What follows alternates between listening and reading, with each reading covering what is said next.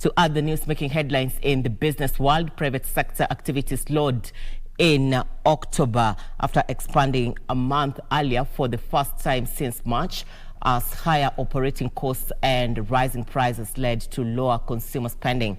This is according to the latest Stanbic Bank Kenya Purchasing Managers Index that saw October register a reading of 50.2, down from a 7-month high of 51.7 recorded in September. The latest Purchasing Managers Index survey shows that Kenyan private sector businesses saw only a mild improvement in operating conditions in October, as ongoing concerns about the rising cost of living led to a softer expansion in new orders and a renewed drop in output. The rising cost of living led to weaker customer spending, whilst high expenses hit business activity in some cases. This contributed to lower sales in the construction, services and wholesale and retail sectors.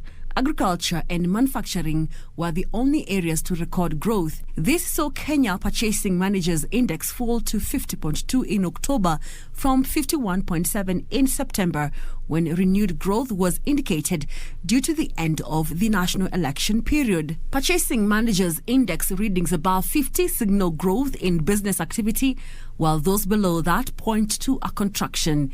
Mulalo Madula, an economist at Standard Bank, says October's PMI continued to signal an improvement in business conditions, albeit with a loss of momentum compared to September. New orders, employment and purchasing growth recorded weaker expansions. Input cost accelerated, underpinned by higher fuel prices, a weaker exchange rate, staff costs, and shortages of commodities such as timber and animal feed. He warns that if price pressures persist and firms continue to pass on a higher share of rising input costs burdens to output charges, demand may weaken in the short to medium term, slowing the overall rate of improvement in Kenya's business environment. Despite this, employment numbers went up, with the rate of job creation quickening slightly from September.